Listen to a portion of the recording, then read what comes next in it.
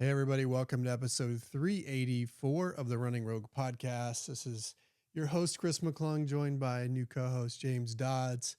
Excited to be with you in the new year, 2026. So happy 2026, everyone. We're going to continue stepping through chapter 2 of our new book, Running the Rogue Way, where we talk about the fundamental principles that we believe in that fuel everything that we do from a running coaching philosophy standpoint. We covered 3 of them last episode. We'll get to 3 more this episode. But first, how are you, sir? Doing well. It's been a little bit of an overcast day, but I got to run in and life's good. I'm a happy camper. So good. One thing I wanted to start intro wise before we get into the next 3 principles that we're going to talk about today, I want to talk a little bit about the subtitle of our book, Elite Training Accessible for All. And I'll just ask you, and we'll get the conversation started that way. Why is that subtitle so important to us? There's so many ways to come at this. One, I would say in the most universal way to come at it is like, once you accept that we humans, we share quite a lot in common, whether pro or brand new beginner. I'm just saying we humans, we really do share a lot in common. And we know that every time we go see a doctor, right? Like, we understand that they're going to check a universal temperature within our body and make assessments based on that. Where I'm going with this is I think it's really, really important to us is because the principles that guide a professional level athlete, you may not have their output. Your legs may not contract at the same rate that Kipchoge's legs contract at for the time that he can do it. But the principles that are guiding the development of his training, those are the same for the brand new, just now trying it out runner all the way up to the quote GOAT. So I think that's probably why we care the most. But I would also say that it's also part of our experience, right? Like that's our core. That's who we are. That's our history. We set out developing like great, comes off wrong, but elite athletes. And again, you learn they're just humans, that you use the same dang principles. One of the best things that ever happened to me as a coach was one of the things that made me the most insecure ever as a coach. And that was within my first year of training. A friend, so there was some rapport and trust, but Aussie Scott, who was a Big 12 champion in the 10K distance, he wanted me to coach him. And I was like, listen, dude, I coach everyday adults, but like, I don't know what to do with a guy on your level. Turns out it was just assigned 85-mile weeks, but all the other principles, his mileage was a little bit higher than the people I was training from 45 to 65. But when it came to managing his personality and what the next workout was, everything was the same. So not only is it something I believed, it's rooted in the Rogue history. And then on a personal level, getting that opportunity to realize, okay, this guy ran 228 and I've coached people who've run 458. And on a principle-based level, nothing was different. Their accents were different. Their accents were different. Thanks for that laugh. Their mileage was perhaps different. Their paces were perhaps different. But the principles underneath the underpinnings of those plans were the same. Yeah. And it's interesting to me, people get mad when I talk about this idea, mostly on the faster end of the range. Like, no, elites are so different. You got to do X, Y, and Z different. And then they'll start giving me examples about how it's different. And those usually fall in the category of differences that you might see across any individuals, regardless of what pace they might be. It's like, well, yeah, this person has different needs. And so we make those adjustments for that person. But there's others where it's going to be different. Not because they're elite or not elite. It's because they're just one human versus another. And there are some nuances as you start getting to that level of application. But at the core, the fundamental principles apply to all of us. We're all human. We can all benefit from the same physiological principles. And yes, the paces might be different. The volume might be different. But the underlying foundation of the why is the same. And I will take that belief to my grave. So, and not just because I believe in it, but because I've lived it and seen it, Yeah. at the full range. One of the quotes that kicks off the intro to the book is one of my favorite quotes in general, which is from Bill Bowerman, famous coach, Nike co-founder, who said, "If you have a body, you're an athlete," Mm-hmm. meaning it doesn't matter who you are or what your talent is. If you have a physical body, you're an athlete. And then the question is, are you training that body or not? And so it to me, it's a way to capture this idea that we're all on the same level playing field of being human, and we can all, if we're willing, apply these same principles and reach whatever our personal potential is. And it's going to be different depending on genes and a lot of variables. But if you commit to these principles, you're going to do things for your starting point and your genetic potential that you wouldn't have dreamed of otherwise. And the question is really, will you give yourself permission to try? Hmm. That's powerful. I think people should sit with that question. But I think I said that because I wanted to come back to some of the, I guess, feedback you get that you referenced. Yeah. But I do believe that question is more powerful for people to sit with. But the apologist in me always, in the kid that talked back to his mom growing up, like was always like, I'm like, wait, I have something to say on that. I'm like, maybe I should trust mama's wisdom here. Right. No, but I do want to speak back to, like, I think once people understand the concept of progression overload, I'm trying to take on this idea of like, why do people come at you and say, if it may come down to definitions, if they're saying, okay, an Olympic level athlete, the training is so different. If by different you mean it's more complex, like the output appears to be more complex, then I could meet you there.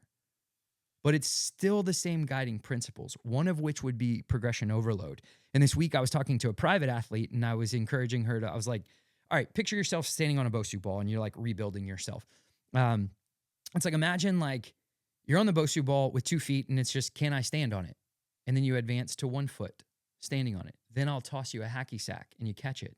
And then I toss you another one and you're tossing them now. And then you start to juggle.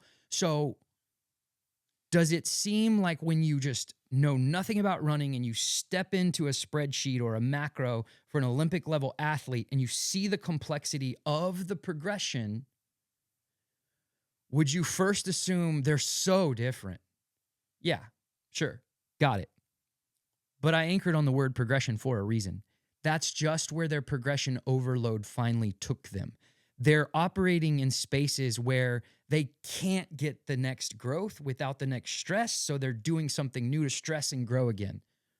But we're going to talk about all through this book, all the principles that it starts on and grows from. And that's simple concepts like aerobic development, not simple necessarily, but concepts like progression overload, or anyway, I'm done. You're done. But Yeah. it woke up in me Enough said. examples that I think about. I mean, names and faces I can picture where everyday athletes, speaking of progression overload, were able to handle more than an elite, so-called elite athlete was able to handle in terms of whatever volume, intensity of long runs, whatever it may be. I mean, I've had everyday athletes that I've coached that have been able to actually do more than a so-called elite because they had managed their progression to that certain point versus elites maybe coming out of college or whatever who hadn't yet gotten to that place to be able to sustain that progression overload.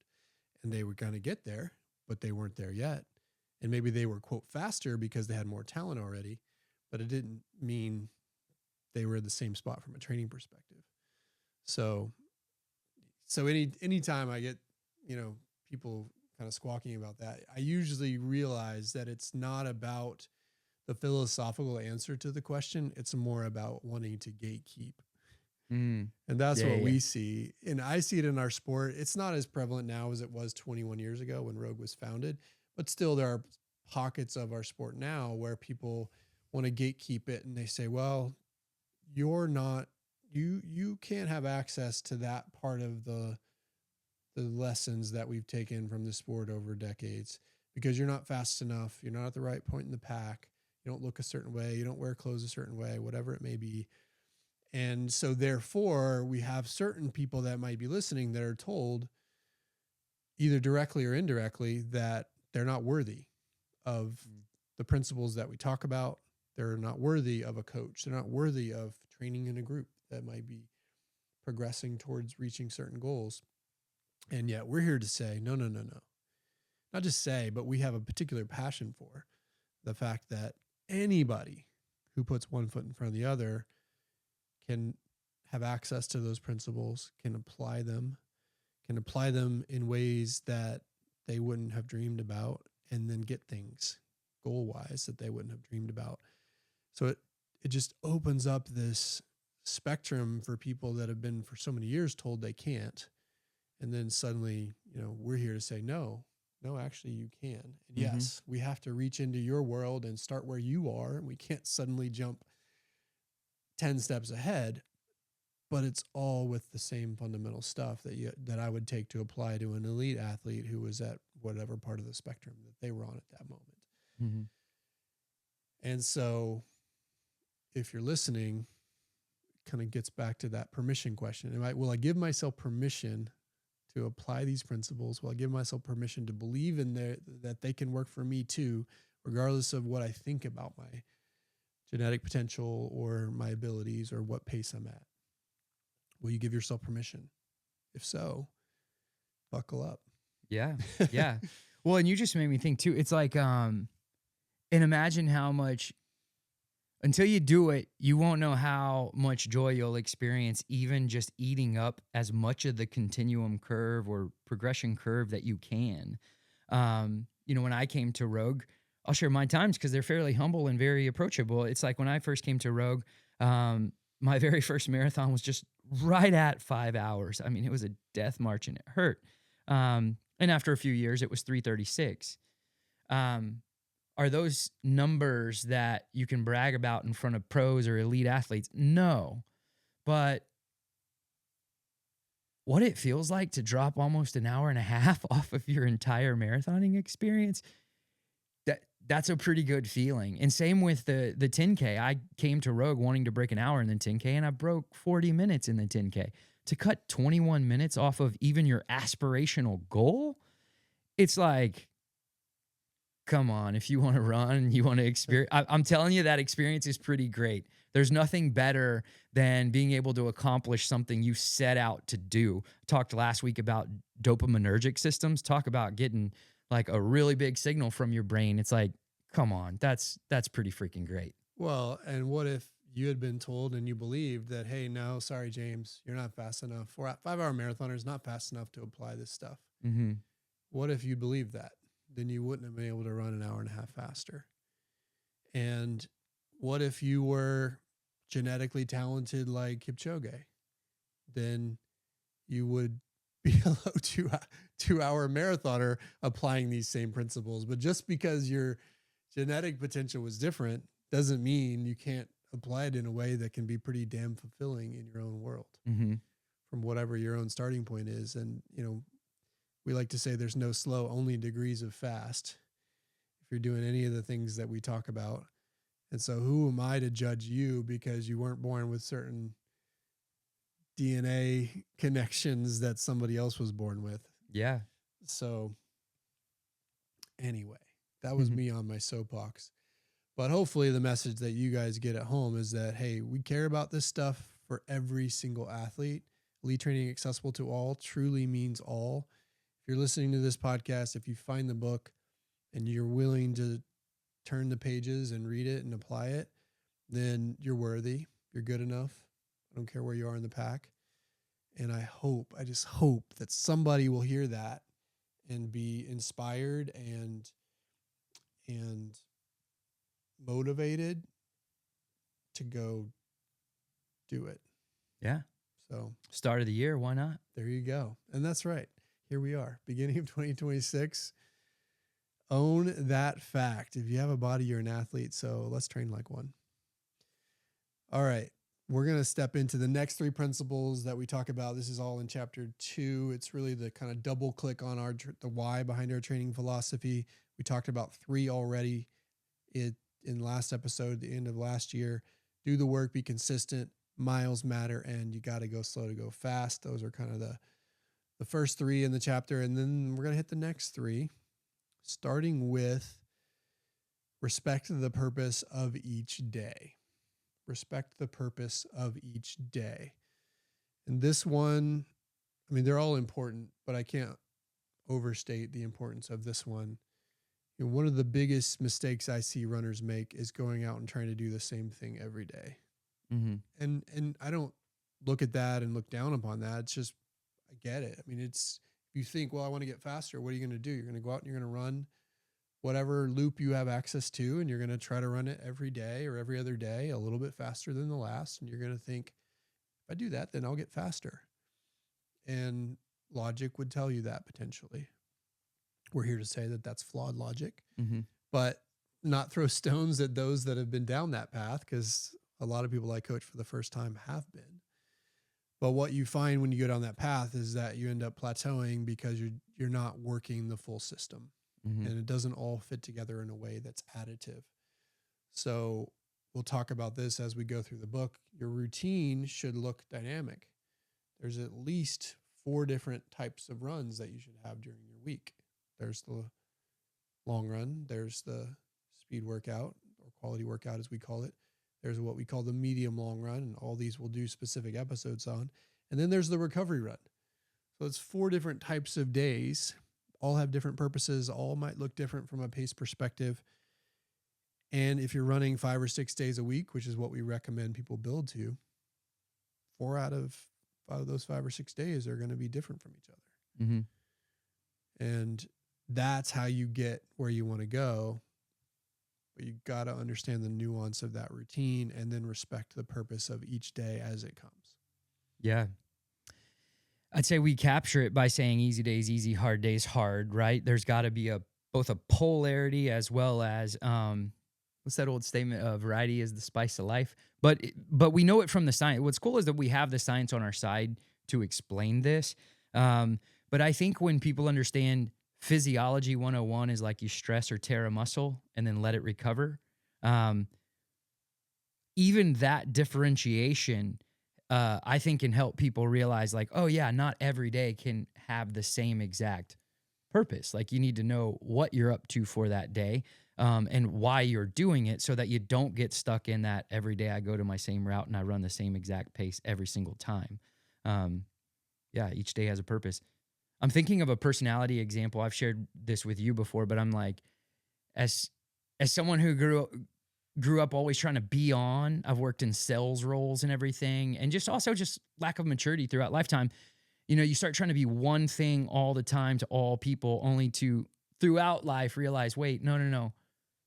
Different settings require different energy, or different seasons of life require different mantras or intentions or focal points, right? And so it's like in the same way that you can't just memorize the same answer for every conversation you have with every friend. Rather, you want to talk to a friend how they want to be talked to. You need to approach your training in the same manner. It's like, what's the purpose for this day so I can get the most out of it? And then if now it's a recovery day, or now I'm supposed to be on for quality, or now I'm supposed to gear up and make sure I have goo to last through a long run. It's like, I'm just trying to further drive home this idea that like, in the same way that your day-to-day life sets you up for a variety of different ways by which to operate, you should approach your training in the same manner. And we can defend that with the science as well. Yeah, and to use an analog and an analogy, going back to the strength training analog that we used last time, talking about building the aerobic system and how you have to do high volume, low intensity most of the time, and then occasionally test your max in strength training as well as in running. To use that same analogy or analog a little bit more crudely this time, it's kind of like when you go to lift, you're not going to lift the same muscle group every day. You mix it up. Mm-hmm. Some people might mix it up, legs one day, upper body another day, or they might do full body, different body parts. But you're doing multiple days a week of strength training, you're not necessarily hitting the same muscle groups every day. You're mixing it up because you have to in order to build those things independently, because the muscular system is a system. Mm-hmm. And the aerobic system is the same way. Again, it's not a direct analog, but we have different parts of our aerobic system that we need to work. And that's why you have to work different things on different days, just like you would do different body parts on different strength days. Same kind of analog concept. And then there's the kind of analogy, the more metaphorical approach, which might resonate with others, which is this idea that I like to use of building a puzzle. If you're trying to build a complete puzzle that is a picture and you can see the box and you're like, okay, that's what I want. And I've got 1,000 pieces over here. I've got to assemble them into a puzzle. Well, puzzle, in this metaphor is an A race or getting a goal. And the pieces are all the different components that you have to put together to be able to do that, to get that complete picture. And running and training for a goal is like that. If you had 1,000 of the same piece, you wouldn't get to the picture. You got to have 1,000 of different pieces. And it's not as complex as 1,000 pieces necessarily in running, but it's a lot more pieces than you think, because you've got to do all these different purposes for each day. Plus, even within that, a quality workout or a speed workout is going to evolve as you go through a cycle. So even within that, there's a lot of different pieces that kind of go into the quality section. There's a lot of different pieces that go into the long run section. There's a lot of different pieces that go into building the medium long run. And then of course the recovery runs are kind of the little glue pieces that make everything stick together. And then there's a lot more components of that, from fueling to hydration to recovery and sleep and everything else. So you put all those pieces together and you have a complete picture. If you had just one piece, which would be running the same pace and the same loop every day, you would never get to a complete picture. So to me, that's another metaphor that can help people who struggle with this idea of, well, if I want to run a race in a certain time, why am I not running that race? And why am I not running miles at that time very much?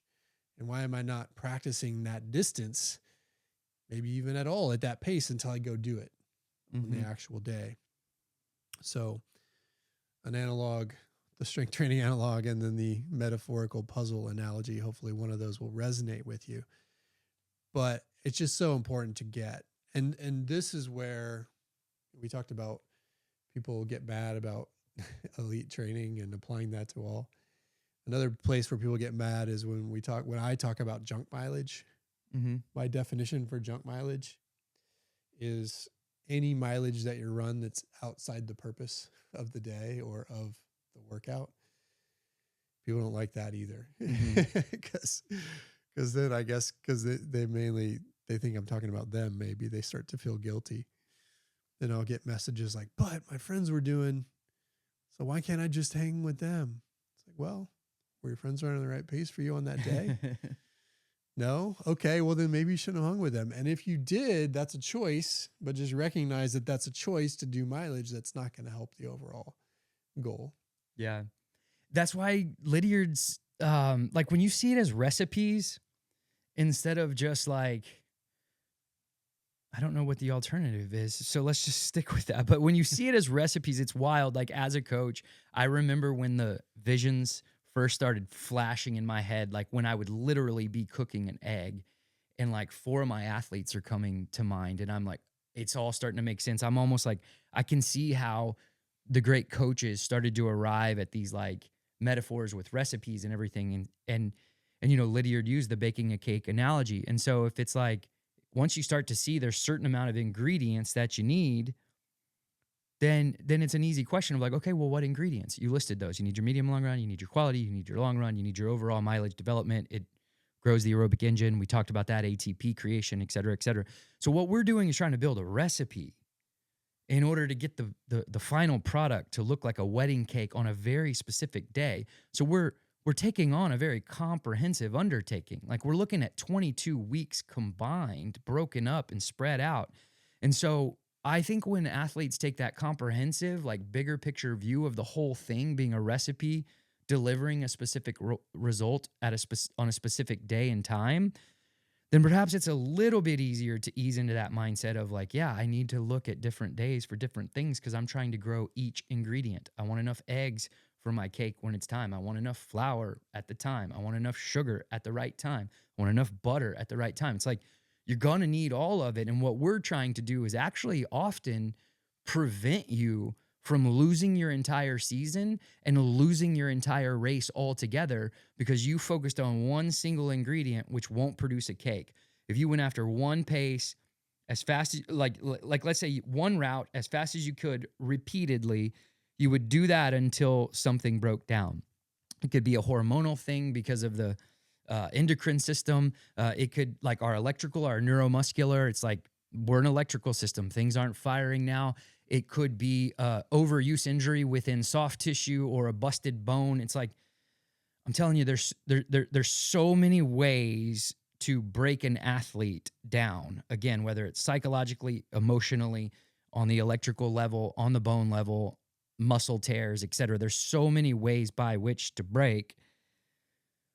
We've learned that from the books we read, the experiences we have, the athletes we've probably both broken at times. I've broken people I really care about. And so I think it's an important concept to us because one, we know why they're there. Two, we're trying to broaden the whole outlook to the 22 weeks or 25 weeks of training that need to come together and to ensure you're able to do as much as possible without breaking. Because if you break the whole season, it was all for naught anyway. You lose the whole season in the race all at once. I use the puzzle analogy, you use the baking analogy.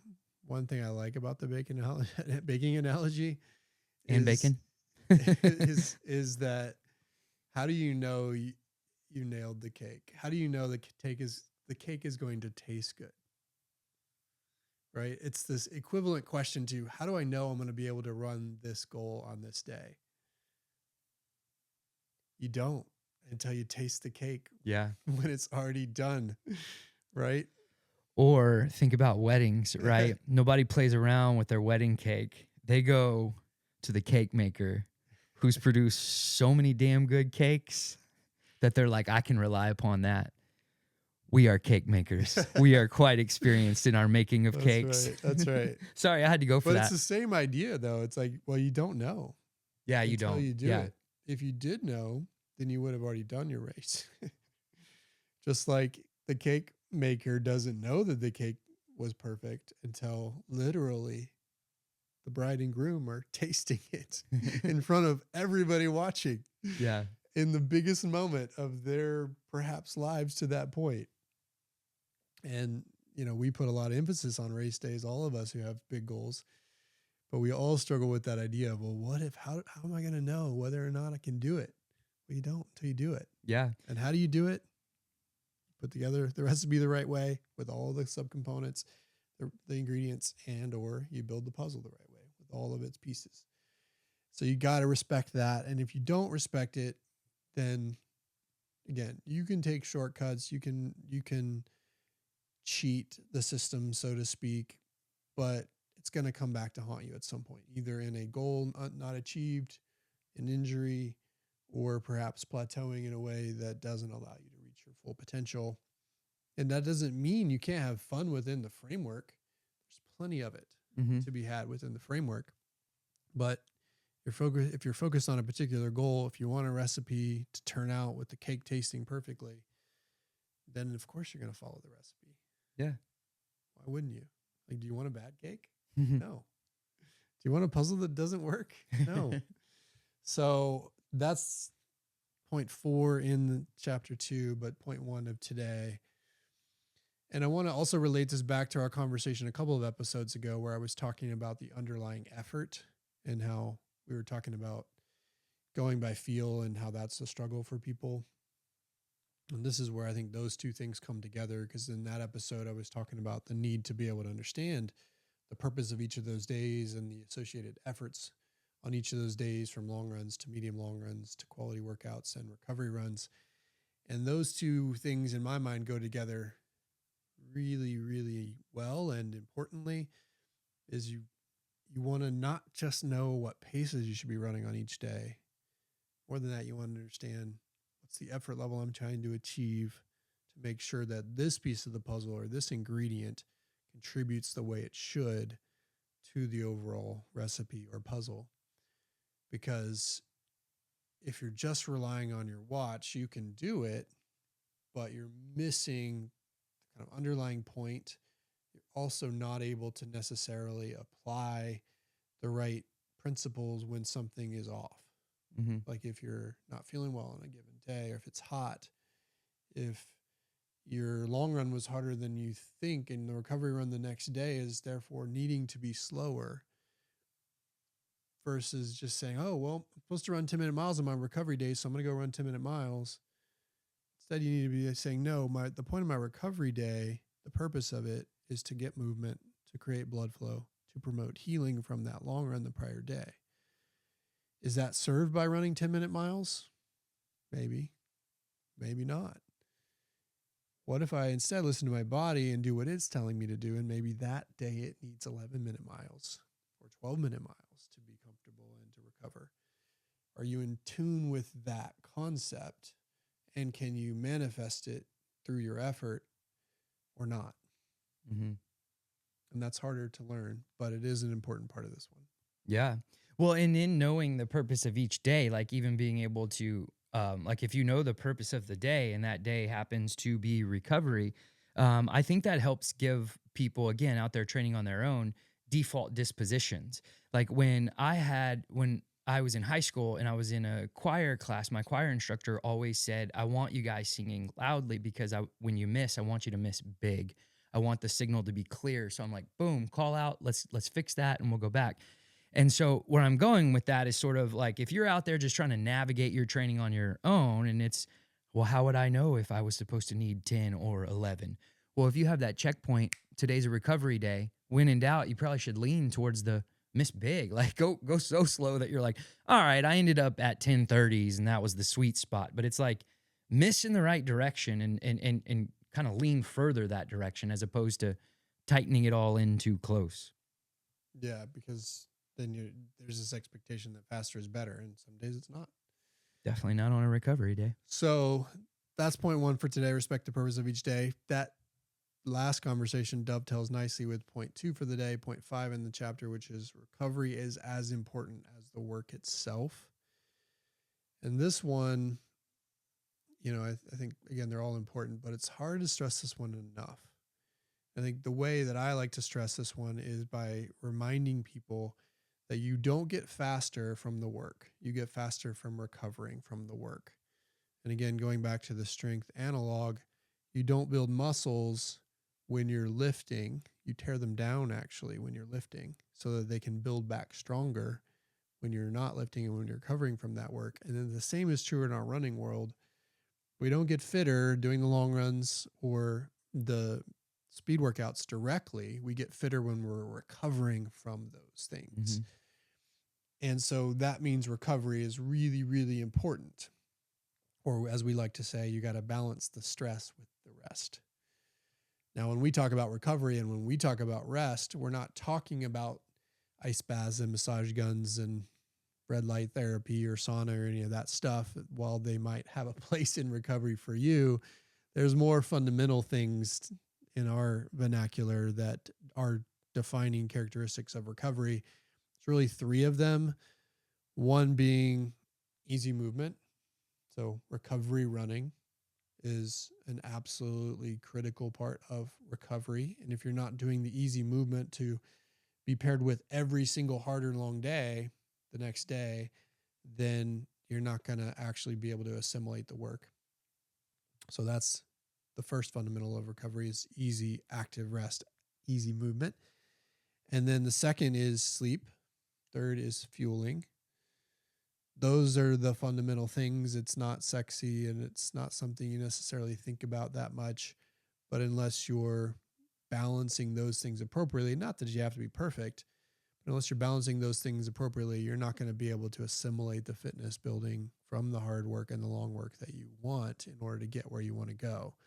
So you've got to make sure you're emphasizing recovery in the overall equation. I do think there's a lot of emphasis on recovery in a sense in kind of the social media worlds, but it's largely focused on the things we have to pay for, the whiz The bang technology. stuff, the ice baths and the saunas and the technology.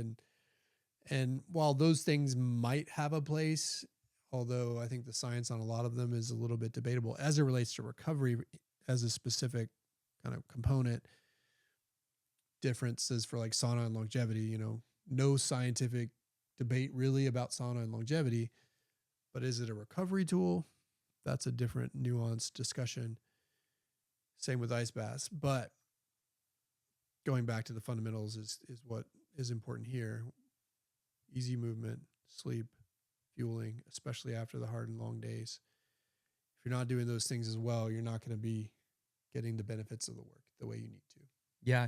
I like the way you came at it, because the way I'm starting to see it in my mind as you've hit both of those spectrums, it's similar to our technology talk the couple weeks ago now, I guess. But um,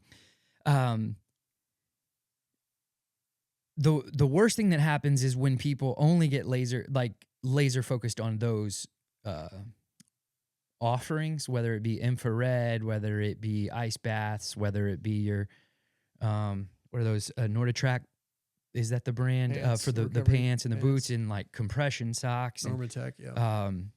their guns. It's like I'm actually kind of like in a kind of down the middle of the road way. I would say that I think it's all great. They're all great that they're there. I think at the core though is sort of like people who use that and neglect these fundamentals that you mentioned. It's more like it should be like I've got, like, if you're not hydrating, eating enough, sleeping, and taking easy days easy, then every dollar spent on all those other things is just a waste. It's again back to an additive perspective. It's like if you like you said, we may never feel like complete masters, but if we get people concentrating on that first, people who nail those but never purchase anything, I would make a firmer bet on than people who buy all of these things but neglect those. So if people are going to slip into black and white thinking, I know where we're going to put our marker. Right. But if you're looking at it through a both and lens, then I'm like, cool, I'll let some of the technology back in, go for it. It's great. You know, I'm not ever going to like ridicule someone for laying down after a run at Rogue and using the Theragun. I mean, like, Sure. we provide all this stuff for those reasons. It's great. It's wonderful. But get this right first. Yeah, and don't overlook it. As you said, don't jump to those whiz bang solutions without at least assessing your core recovery practices. And the most important one in our world, when it comes from a X's and O's running standpoint, is that easy, active rest, which is not sitting on the couch. It's getting out there and going as slow as you possibly can, glacially slow, we like to call it, in order to move the legs so that they create blood flow, which promotes healing, so that you can then go do the next long or hard day. And going back to something we talked about last episode in terms of people being able to do the work and put in the miles. Usually when they come to me and they say, well, I can't run more than 3 days a week or I'll get hurt. Or they come to me and they say, well, you know, if I do that much mileage with speed as well, then I'll get hurt.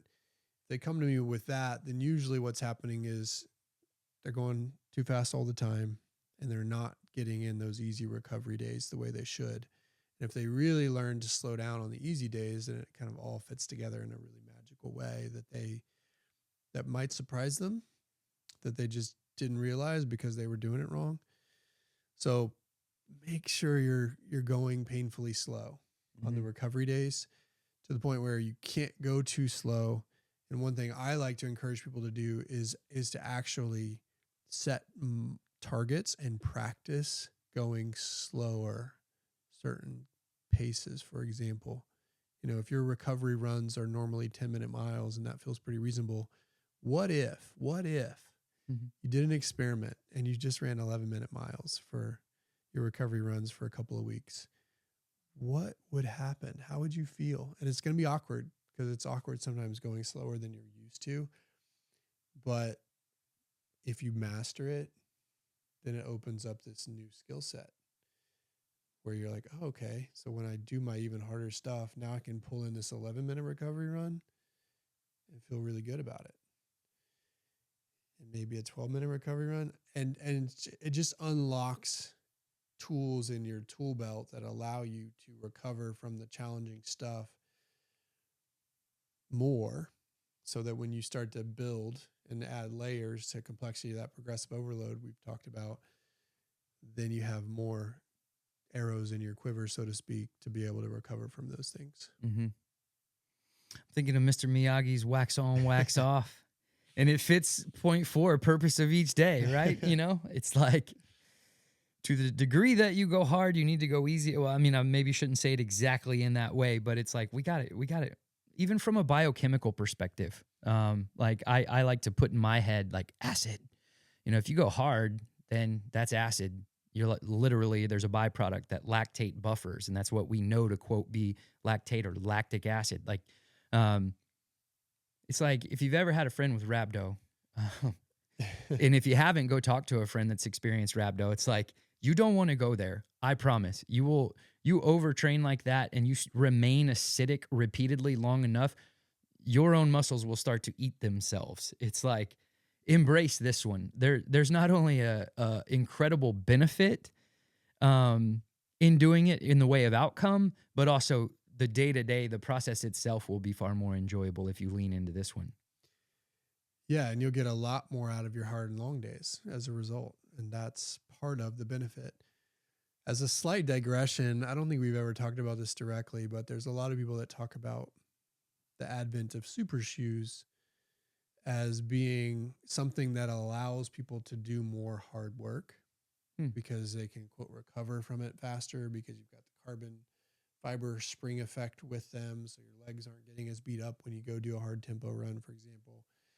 And so there's, talk in the elite training world that they can now get in an extra workout in a 10-day period because of the super shoe element. And there may be something there. I don't know. I think it's all still to be determined. But the thing I always, and there's also relatedly people that say, well, I can also do more marathons in a year because I can recover now more from them more quickly because I've got this carbon fiber plate that's throwing me forward and I don't have to use my own muscles as much. And maybe that's a part of it, but I always sit back and think, well, what about the sympathetic and parasympathetic nervous system? What about the mental fatigue of going hard and racing too much? We're sort of casting away the other effects of hard work or hard racing when we're just focused on, well, maybe the muscles aren't quite as beat up because of this element, but you still have all those other layers of fatigue. Mm-hmm. And so I'm just not convinced as a coach that we've got this new cool tool that can allow us to race more or do more hard workouts without cost at some point. Maybe not within a specific cycle, but over the long haul for sure, because you're not activating the other elements of recovery that go beyond just muscle soreness. Mm-hmm. That are the mental recovery pieces, the kind of turning off the sympathetic nervous system so that the parasympathetic nervous system can work, which then has a health ripple effect through your whole body that goes well beyond just soreness in your muscles. So anyway, that's a bit of a digression, but to me, it comes back to this point of there's no shortcuts. Yeah. When it comes to recovery, you have to take your medicine, easy movement, sleep and fueling at the minimum. If you want to layer in those other things, do it, but don't forget the fundamentals. Yeah. All right. So that's number 5, recovery as important as the work itself. You build fitness, get faster when you recover from the work. Number 6, which I think kind of dovetails back to the way we started this podcast, talking about elite training accessible for all and how sometimes I think parts of the sport kind of gatekeep stuff. And in that context, we were talking about the training principles, but I think there are people that might be out there that might also not realize that, hey, I am worthy of a coach. I'm worthy of training in a group format. Again, I don't care where you are in the pack. You're worthy of those things. And so our last principle to talk about today is there's strength and accountability in a team. Mm-hmm. And yes, you can do it solo. Running is a great solo sport if you want it to be. But if you want to get the most out of yourself and truly reach your potential, then at some point you'll find strength and accountability in a group. And we'll talk about it. There's a lot of different forms of that. But again, tying back to that first part, I want to say, regardless of where you are and whoever's listening, you're worthy of a coach. You're worthy of a group to train with. Again, there's different versions of that depending on your situation, who you are, where you live, all of those things. But if you're serious about getting faster, don't neglect that part. I think almost every great athlete would agree with you. It's like, again, to steal from life itself, it's no man's an island. We're pack animals. It, quote, takes a village, all cultural tacit admissions of I need people. We just do. We're pack animals. Um, and so we're always going to go further or faster when we have people around us. I feel compelled to just talk about like the benefits because it's hard to almost defend that from like a case building perspective because I'm like, I don't I hope people aren't struggling with accepting that this is a good idea. But I can tell you that it's like your motivation ebbs and flows, it can wane, right? And so it's like when you're training with a group, you might be the guy kind of carrying the torch of energy and excitement and saying, no, we're going to see all through 12 reps through, we got this, or, to our best of our ability. And then like on your fourth week, you're just your brain won't work and you can like sit quietly and let someone else on your pack just like pull you along. And I'm telling you, in those kinds of moments, as a rule, maybe there's some individuals that are super, super just like high accountability and can effectively train themselves alone the majority of the time, like as a rule. But in the exception windows, that's where it really shows up. That 1 week you really needed someone, or maybe when you were being a hothead and you needed a teammate to pull you back. And the friendships, the countless friendships that I've made, I mean, for me, I can at least defend on my end of like one of the best things of the running experience are the people that I've met through the experience. And if you think about it, like where else do you find so many people that are at least all able to say we agree upon one thing, and that's we're willing to take on challenge in the spirit of becoming better.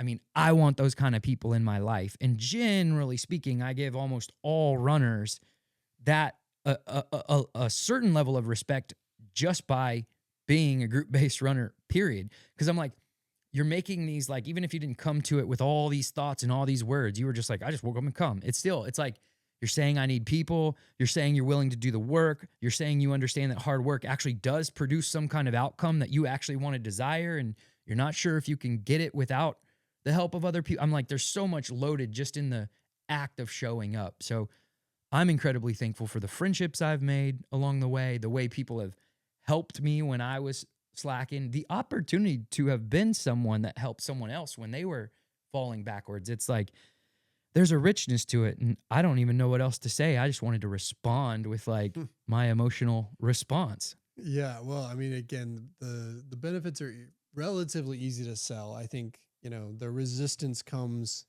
in as I'm thinking about it, kind of in three forms. There will be some people that say, "Well, I prefer to go on my own," Mm-hmm. and that was me when I first started as a runner. I'm an introvert. It was my way to process the world's problems and kind of get away from people. And I had a very people intensive job at the time, and didn't have that extra space for me oftentimes because I was traveling a lot and working in a people oriented environment. So that was my escape. It's like, let's go do this on my own.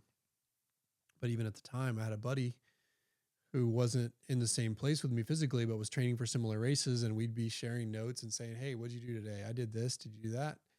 And we were kind of following similar schedules. And so while the actual active running was mostly solo for me, I still had that accountability. Mm-hmm. And that's where I think this conversation of there's a lot of different versions of this, and there's versions that I think can kind of fit any orientation, from those that want to run every run with somebody to those that want to run a lot on their own but still be connected to a bigger community that can help guide them. Mm-hmm. So that's one point of resistance I think people get. The other point is, well, I don't have access to it physically. We don't have that kind of stuff where I live. And of course, if you're in Austin and Dallas, you can get access in person to rogue running groups. But now, especially in this post-COVID world, there's so many virtual options. We have them 3 different virtual groups depending on your experience level and mileage level. We've got virtual one-on-one coaching, which isn't a group necessarily, but it is a partner that you can connect with as a coach to guide you. And then, of course, there's our free Instagram Q&As on Friday at 2 p.m. where some people are connecting to us that way, and they're getting guidance that they're taking back into their running world. So So access is one, but now with the virtual access that we have, I think it's kind of like, sorry, that's not an excuse you can use anymore. Yeah. Just at Rogue, we have so many different virtual access points, and there are many, many other places that do. And then the third you get is cost. It's like, well, I can't afford it.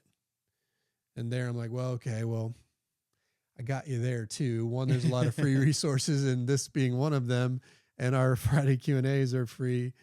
But also there's, even within our world, different payment expense options. You've got our $60 a month virtual groups. You've got our 85 to 95 in-person groups. And then you've got, of course, higher priced one-to-one options, but from free to fully committed one-on-one with a coach virtually, you've kind of got every price point you could potentially follow. And then, of course, there's well, hey, grab a neighbor or a friend or a sibling or your partner and read the book, follow along in the podcast, and try to apply it in your own world. And occasionally, pop on YouTube and ask us a question and, learn that way.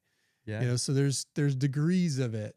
And to me, it's like, I can shoot down anybody's excuses for not being willing to access community to support them in doing it, because it helps you have people to hold you accountable. It pushes you to places you couldn't push yourself.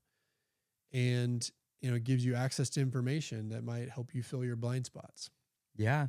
You brought up a couple of things, or caused a couple of things to like pop into my mind. And to kind of come in at that back end there, I was thinking of like the smallest step towards it in 2026, because you were providing a lot of ideas. And I was thinking even the power of a kudos, like just people being on Strava and being able to, someone acknowledging their work. Like I think I'm so fully convinced on this because the palpability of community that we've both witnessed in the virtual environments. And I think at the very least, it's connected to the idea of like someone seeing your work helps you feel like your work matters. And again, there's a tough personality out there that's going to respond to that in their mind, at least, with, I don't need no one to tell me that. But again, we're humans. I know me, so I know you. We are very different. There are degrees of introversion and crazy old extroversion over here. I'm a capital E extrovert. So we may have varying degrees of needs, varying degrees of need for like human interaction, but there is no single individual that's a true lone wolf. Like, and again, I take all of this as I've witnessed what's happened through the training communities as we offered them. I think there was, when I was first coming in and coaching with you on the Renegades platform, you had said, hey, can you hop into this? And I was curious, like, our local stuff's so on fire. How can you possibly transfer the fire via the microphone? Like, I don't get this, but those doubts were covered quickly. I mean, when we go to a destination race and I hug someone in a lobby of a hotel, like 3 hours later, it'll hit me that I'm like, that was the first time I ever met that person in real life. Like, because just these interactions on message boards, like the community transfers, it does. And it's powerful. And I think people knowing that someone else cared about their training, saw the place they started and where they progressed to, or maybe they started high and then a friend helped them through an injury phase, etc. It's like, all I can say is that it's palpable. We have felt it. It's palpable. And as we've talked about, in many ways, our virtual communities are stronger in some ways than our in-person ones. Not because one's better than the other. They're just different flavors of the same thing. And the structural nature of an in-person group is that you've got a bunch of people running, and by definition, because they're different paces, they're physically separated during an interval. Mm-hmm. But in our virtual group message board platform, they're not physically separated at all. They're all interacting at the same level. And yeah, they're physically separated by distance, but Mm-hmm. in that space, they're all together. And so the connectivity kind of front to back of pack, so to speak, in terms of paces is actually stronger than what we get with our in-person groups, where there's a natural physical separation that happens through a workout, not because anyone's better than the other, but simply because they're running different paces that Mm-hmm. suit their needs. And therefore they're not meeting the people necessarily as well that are in the different pace groups. But in that virtual environment, you get to have that richness of interaction kind of front to back. as least as long as you're willing to engage with it. And so therefore we've seen just this palpable culture within those groups that transcends miles and miles of space and oceans as well. And when they meet each other in person, it's like they're old friends, which is really, really cool. Mm-hmm. So that's a little bit of selfish plug. And, you know, this isn't a sales pitch for us exclusively, but it's more to say that, look, you're great by yourself. You're great by yourself, but Mm-hmm. you can be better with others, whether that be a coach or a team. And by the way, regardless of your pace, you're worthy of it. So we encourage you to find the format of that that works for you, whether that be the neighbor down the street or whether that be joining a group like ours or somebody else's, because you will be faster and stronger for it. And you'll probably enjoy it more too, because again, that community is really, really cool. So that's number 6 for today. We covered respect the purpose of each day. Recovery is as important as the work. And then there is strength and accountability in the team. So seek it. Any final thoughts on this one, this first episode of 2026 before we sign off?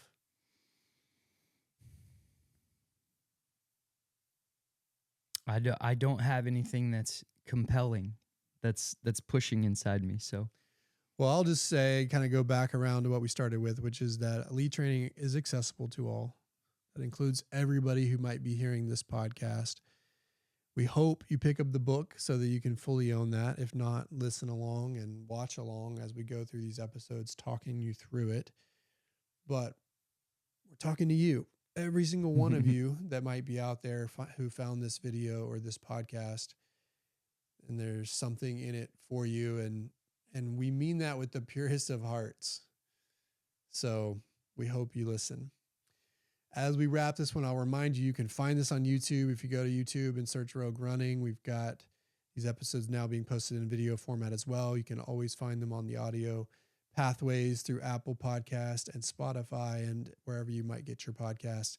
You can also check out information about us and our training at roguerunning.com, or follow us on the Facebook or the Instagram at Rogue Running. I think that's it for this one. You're getting good at this. I'm like, do we have all those channels? we will talk to you soon, but thanks for joining us for this one.